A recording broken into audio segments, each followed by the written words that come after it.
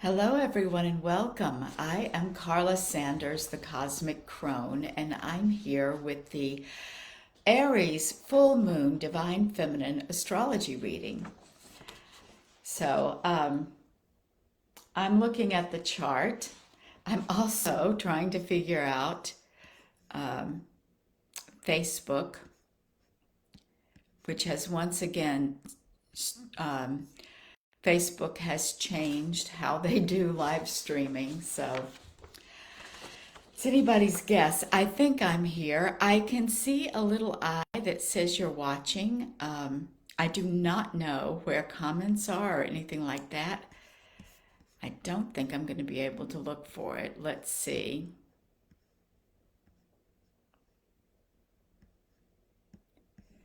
Okay. Excuse me while I just keep looking for things. Oh, hi, Diana. There you are.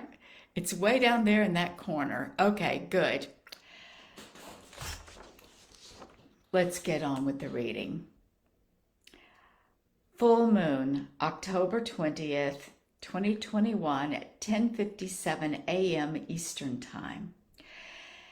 And this chart is clear and simple as far as aspects go, at least the way I read a chart.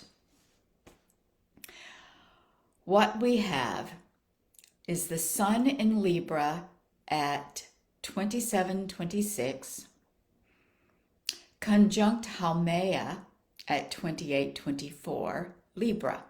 So Sun and Haumea together in Libra. And they are very close to Mars. Mars and the Sun are still in a pretty significant conjunction. And Mercury has just yesterday turned direct on at 10.5 of Libra. So Libra's still pretty busy. It's been the star of the show for a solid month now. Actually longer, because Vesta and Venus were also moving through Libra. And opposite, the moon is opposite the sun in Haumea, conjunct Eris, the goddess of discord. Aries is pretty busy right now. So the moon at 27:26, Aries, Eris at 24:12, exactly opposite Mars. Mars and Eris are a good team. Mars is masculine energy, the warrior energy, fire, focus, intensity, getting things done, going into battle. The protector and defender, and the aggressor. Mars has a lot of faces, all quintessential masculine energy. Eris is the goddess of discord. She is very much a shadowy feminine energy, and yet she is a disowned feminine energy, because we tend to deny and distrust that part of us that is chaos, that part of us that is the fertile field of creation, and that rocks the boat. Eris makes waves. Eris causes trouble, and we women have learned to judge that in ourselves and in other people, especially other women. And so Eris is an archetype that we need to embrace. And this full moon is an opportunity for us to embrace her. She is lit up right now by the full moon. And so what can we do when we embrace Eris? Well, we can make changes. Change is always chaotic. Even a simple change can create chaos in our minds, in our routines, in our habits. The simplest of changes, like setting the alarm half an hour early or changing our diet, attempting to change a habit or pattern of thought or action, it sends our minds into conniptions of fatality. You're going to die. This is dangerous. And yet, so much of what we want in life, what we're here for, what we're meant for, is on the other side of that dangerous territory. So this full moon lights it up, especially as related, as connected to relationships. The sun is in Libra, relationship space, and moon is in Aries, which is identity. And it's kind of a me first kind of place. It is the youthful, I am the center of the world place, the first sign of the zodiac. As children, we all come into the world and we think it all revolves around us. And to an extent, it definitely does. We are all at the center of our own medicine wheel. And as we grow up and become adults, we recognize that that is self-responsibility. We are responsible for our own creations, our own healing, our own changes. And yet as children, we just think we're the center of everything. This is normal. And that shift into self-responsibility is simply maturation. It is the beautiful fruit of our divine core, because divine is at the center of everything. So the moon and Aries are together. Emotion, intuition, fullness, fruit bearing. And here we are in the Northern Hemisphere, at least, we are in the fruit bearing season. This is, I just harvested 57 butternut squashes from my garden and 20 another kind of squash, and I have giant pumpkins this big, and I didn't even plant giant pumpkins. I don't know what happened. So I have been experiencing fruit since Lammas time. But I've really got that metaphor of fruiting. So the full moon being the time of fruitfulness, the time of, we could imagine ovulation, we can imagine the time of giving birth. The fruit and the seed are together. The fruit bears the seed, and so it already speaks ahead to planting. And those of you in the Southern Hemisphere are in the planting season. So the planting and the fruit and the seed are all there together in the fruit, and this full moon represents that for us. So Mars conjunct the sun, Haumea conjunct the sun. Haumea is the ancient Hawaiian goddess, the creator goddess. She is the grandmother of Pele, or is it the mother? Mother of Pele, the mother of all of the Hawaiian and Polynesian gods. And because of these innumerable children that she has, we associate her with fertility, creativity, motherhood, and giving birth over and over and over again. And she's also associated with volcano energy, which is the fiery force that gave birth to the Hawaiian Islands.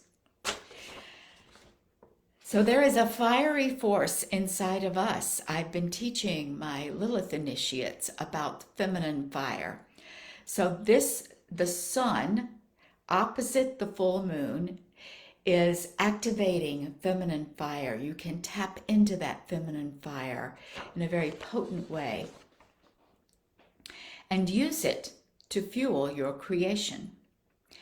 And this is important because we have Venus, the goddess of desire, exactly conjunct, the great attractor, in Sagittarius. Now, Sagittarius is a fire sign. It is spiritual fire. It's like the Holy Spirit, which was represented by a flame, or Kundalini, which is fire rising up inside of us. The double snakes generating fire and heat and life force.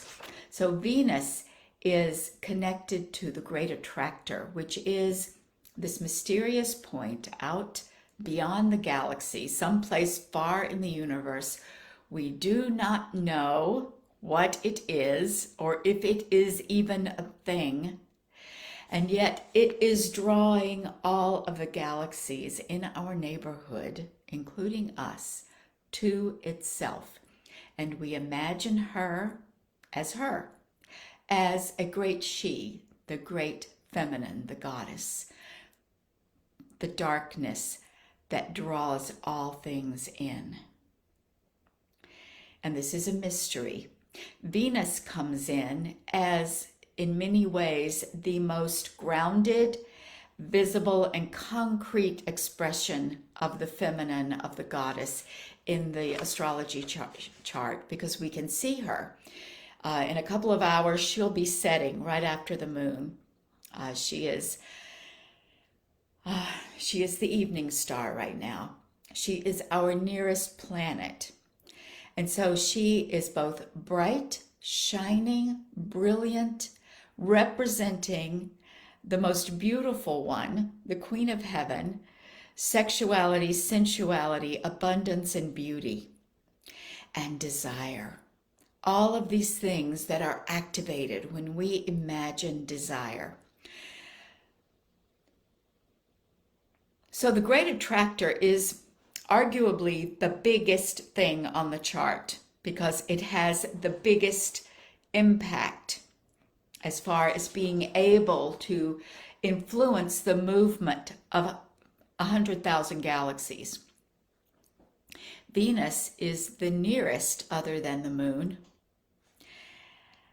the brightest, and in many ways the most concrete. So many of us, we can understand the archetype of Venus. She relates to so many of our human emotions and feelings. And so they are together. And I see this as an opportunity to clarify and amplify desire. Our intentions, our actions, our visions, our prayers, our energy can draw to us that which we desire.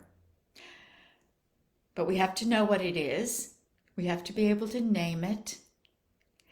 And we really need to recognize that there are no limits to what we can desire. And that's a pretty strong and kind of vague statement. What do you mean there's no limits? Of course there are limits. All I'm suggesting is that we consciously limit ourselves to way less than we can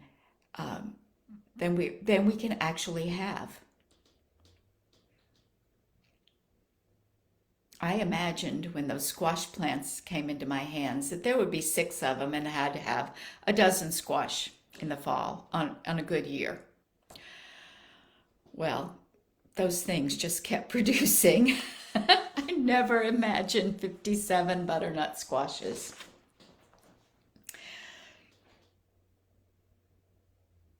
And that's happened to me several times this summer.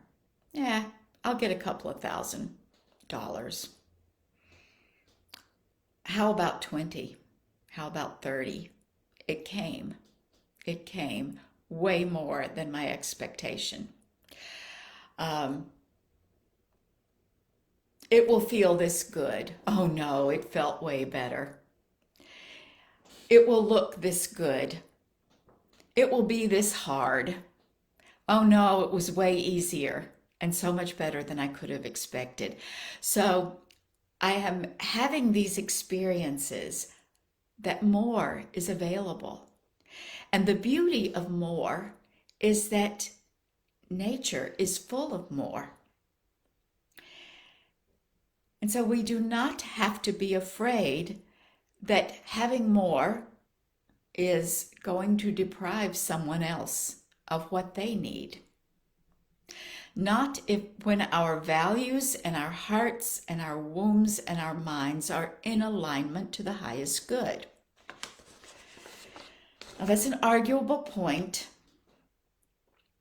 but when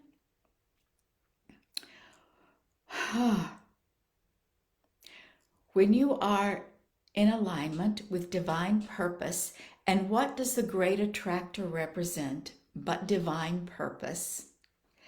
Then your desire and your creation and your manifesting is a holy and sacred thing.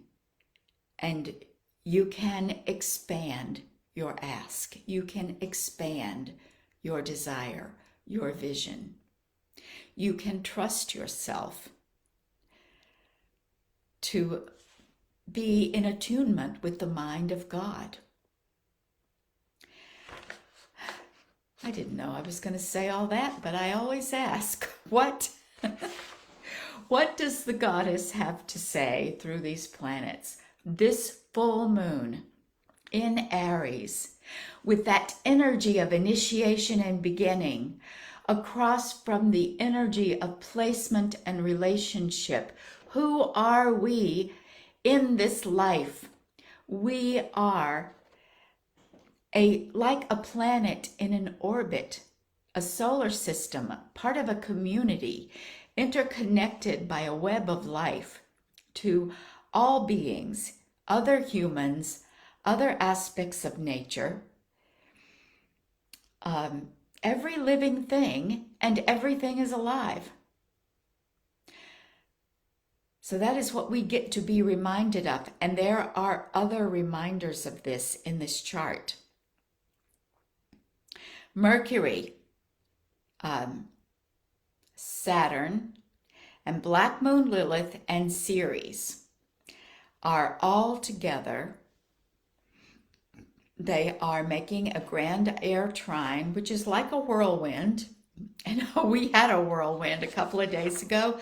I have a little greenhouse made of stretched and tied saplings using sweat lodge technology that when I learned to make a dome out of saplings, I've used it for everything. So I made myself a little greenhouse to protect some tender plants this fall. And we had a big storm and the winds howled and whistled a little bit, but they weren't. We've had stronger winds. Still, when I went outside to tend to my greenhouse, I said, who opened up my greenhouse for me?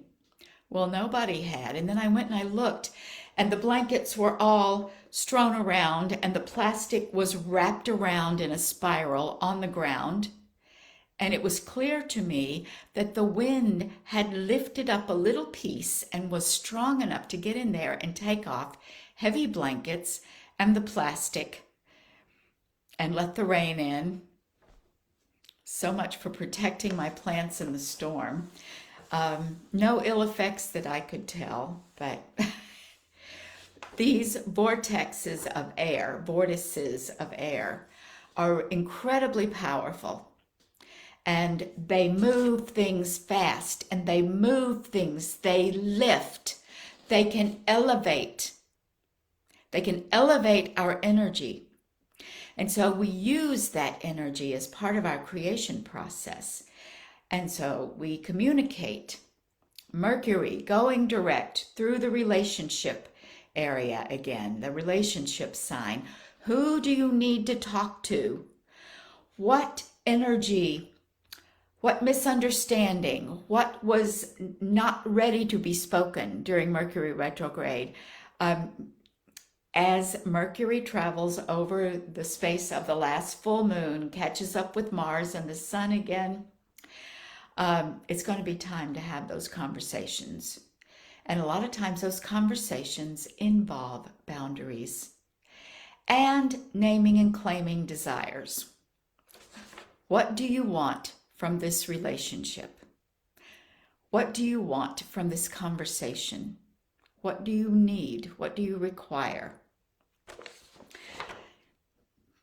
We're scared to death to have those conversations very often, and yet they are the conversations that bear the most fruit in our lives. So Mercury is connected to Saturn. Saturn is structure. He is over in Aquarius. He is saying that, I think he is saying, create the container for these conversations. Do not fly off the handle. Have a grip on your Aries energy and your Mars energy. Work those out through some other way, dancing or walking, or, move your body, work out any energy, any anger, any impulse you might have to fly off the handle and create chaos. Also, when we state what we want, sometimes that does create chaos in the world around us, because other people have to adjust to what we have to say. And sometimes it's on the other side. We have to adjust when other people are expressing their desires to us. I think I'm going to talk more about that in the Womb Wisdom Portal. So if you're not part of the Womb Wisdom Portal, find the link on this page to join that group. It is for women who are on a path of divine feminine power. And we do a lot of teaching and connecting in there around going deeper in these themes that get mentioned as part of the astrology reading. So Saturn is saying create a container, trust the container, and sometimes that create a container may need a mediator, a trusted friend, elder, therapist, pastor, a circle, in order to express yourself, in order to create a space to be listened to and heard. And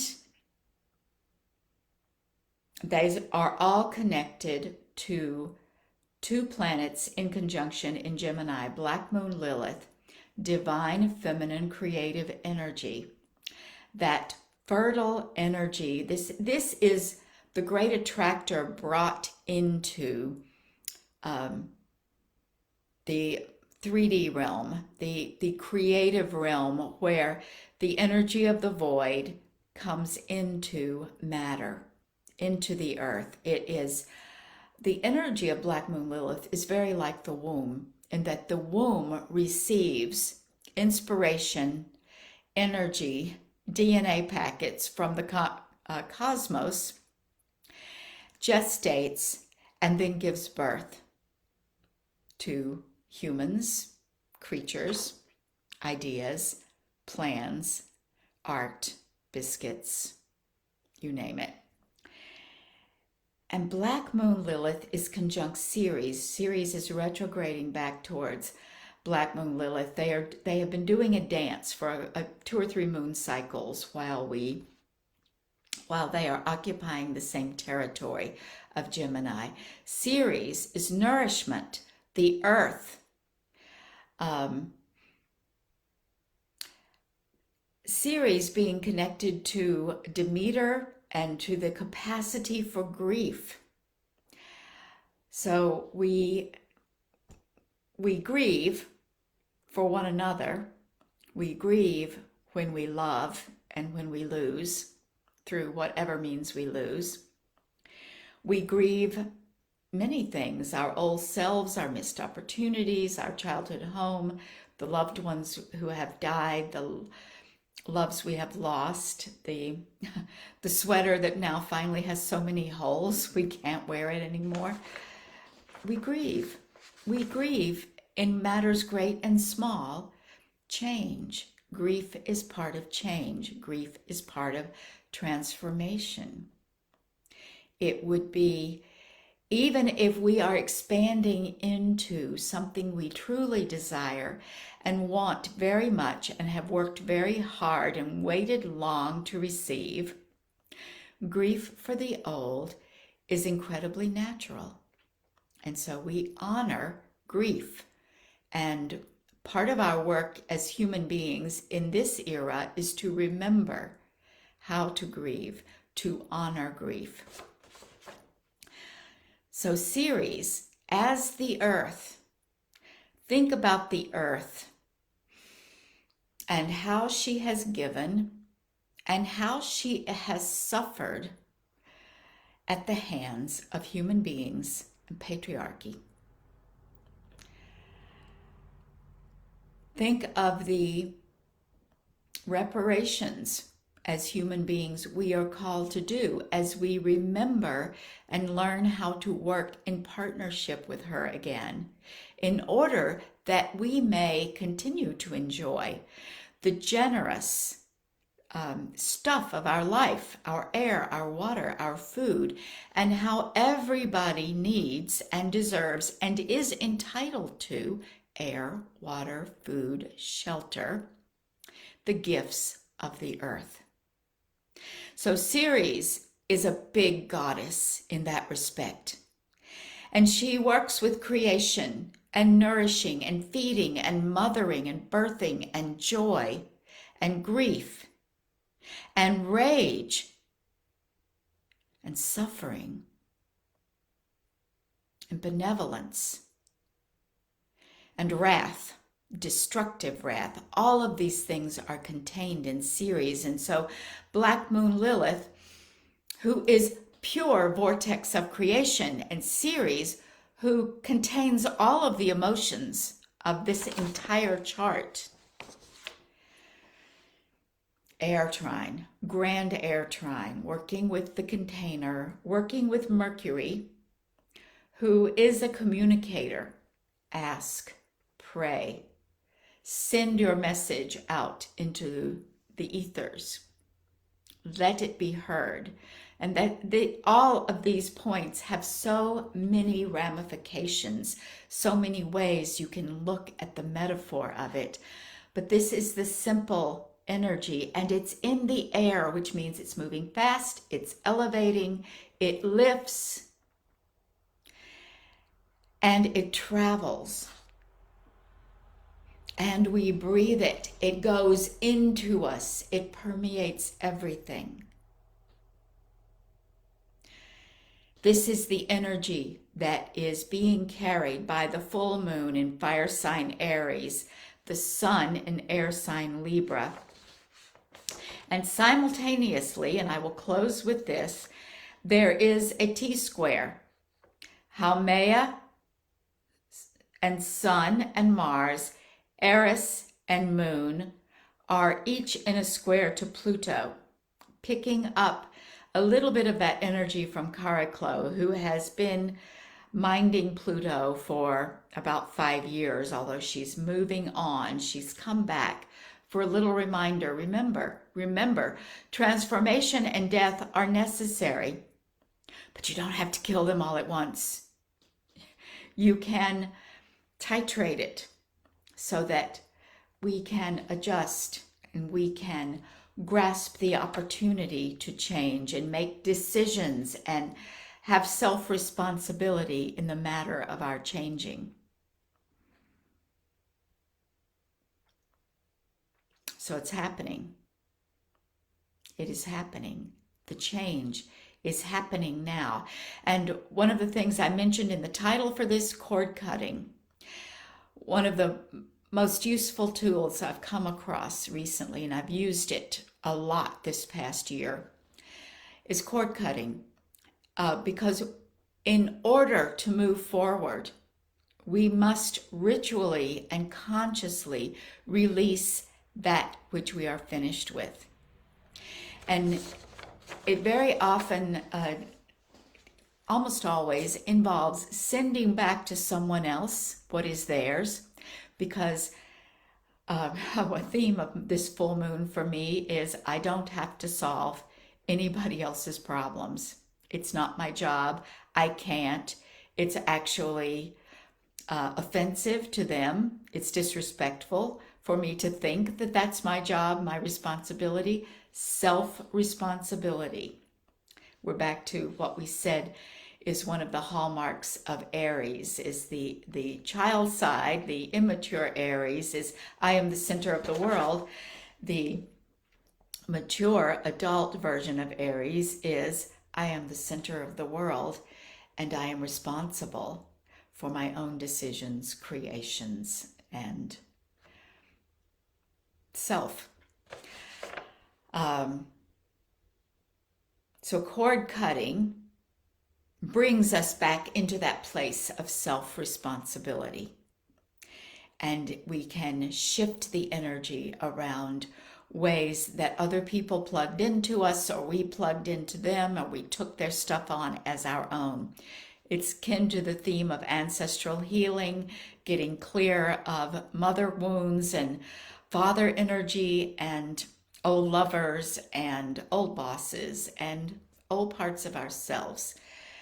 So Pluto is there saying this full moon is a good time to cut cords, cleanse, free yourself so transformation can happen.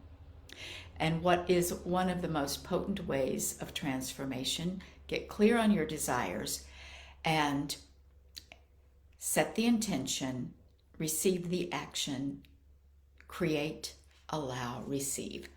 That's a whole lot. That is an entire initiation in one full moon. But this is the work we are here to do as two-leggeds. We are empowered to do this. And as always, I invite you to reach out to me. Go to my website, cosmicchrome.com/DFAR, and reserve your own Divine Feminine Astrology reading. It is a beautiful first step on the path of initiation if you are called to go even further. Meanwhile, look up wherever you are. The full moon energy is with you, shining on you. Blessed be.